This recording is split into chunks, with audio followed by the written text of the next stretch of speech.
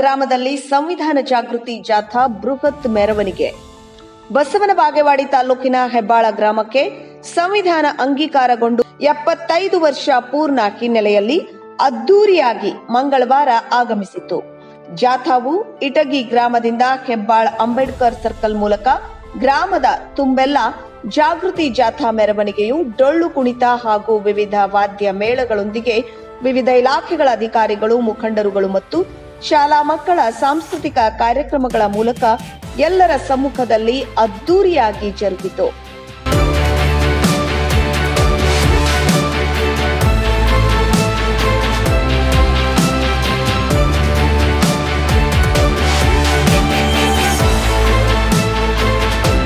ಕಾರ್ಯಕ್ರಮದಲ್ಲಿ ಸಂವಿಧಾನ ರಚನೆ ಹೇಗಾಯಿತು, ಸಂವಿಧಾನದ ಸಂಪೂರ್ಣ ಮಾಹಿತಿ ನೀಡಲಾಯಿತು. ಕಾರ್ಯಕ್ರಮದಲ್ಲಿ ಗ್ರೇಡ್ 2 ತಹಶೀಲ್ದಾರ್ ಬಡಿಗೇರ್, ನೋಡಲ್ ಅಧಿಕಾರಿಗಳಾದ ಕಿರಸೂರ್, ಪಿಡಬ್ಲ್ಯೂಡಿ ಇಲಾಖೆ, ಬಸವನ ಬಾಗೇವಾಡಿ, ತಾಲೂಕು ಪಂಚಾಯತ್ ಇಒ ವಿಎಸ್ ಹಿರೇಮಠ್, ಕ್ಷೇತ್ರ ಶಿಕ್ಷಣಾಧಿಕಾರಿಗಳು ವಸಂತ ರಾಠೋಡ್, ಭವಾನಿ ಪಾಟೀಲ್, ಸಮಾಜ ಕಲ್ಯಾಣ ಇಲಾಖೆ ಅಧಿಕಾರಿ ಸಲೀಂ ಯಲಗೋಡ, ಪಿಡಿಒ ಬಸವರಾಜ್ ಕಾಳಗಿ, ಗ್ರಾಮದ ದಲಿತ ಮುಖಂಡರು ಲಕ್ಷ್ಮಣ್ ಹೆಬ್ಬಾಳ್ ಹಾಗೂ ಗ್ರಾಮದ ಹಾಗೂ ಸುತ್ತಮುತ್ತಲಿನ ಶಾಲೆಗಳ ಮುಖ್ಯ ಗುರುಗಳು ಮತ್ತು ವಿದ್ಯಾರ್ಥಿಗಳು, ಆಶಾ ಕಾರ್ಯಕರ್ತೆಯರು ಹಾಗೂ ಗ್ರಾಮದ ದಲಿತ ಮುಖಂಡರುಗಳು ಮತ್ತು ಅಪಾರ ಪ್ರಮಾಣದ ಡಾಕ್ಟರ್ ಬಾಬಾ ಸಾಹೇಬ್ ಅಂಬೇಡ್ಕರ್ ಅಭಿಮಾನಿ ಬಳಗದವರು ಭಾಗಿಯಾಗಿದ್ದರು.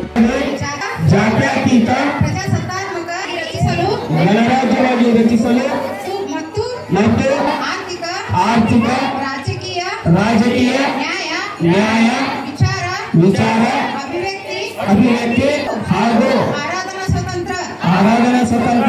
ನಿಮಗೆ ನಿಮ್ಮ ದೇಶವನ್ನ ಆಳಕ್ಕೆ ಬರುವುದಿಲ್ಲ.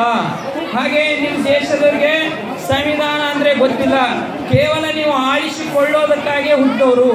ಹಾಗಾಗಿ ರಾಜ ಪ್ರಭುತ್ವದಲ್ಲಿಯೇ ನೀವು ಗುಲಾಮಗಿರಿಯಲ್ಲೇ ನೀವು ಕಳೆದಿದ್ದೀರಿ. ಹೀಗೆಲ್ಲ ಅವ್ರು ಏನ್ ಮಾಡ್ತಾ ಇದ್ರು ಅಂದ್ರೆ ನಮ್ಮನ್ನ ಏನು ಅಂದ್ರೆ ಘಾಟ್ ಹೇಳ್ತಾ ಇದ್ರು.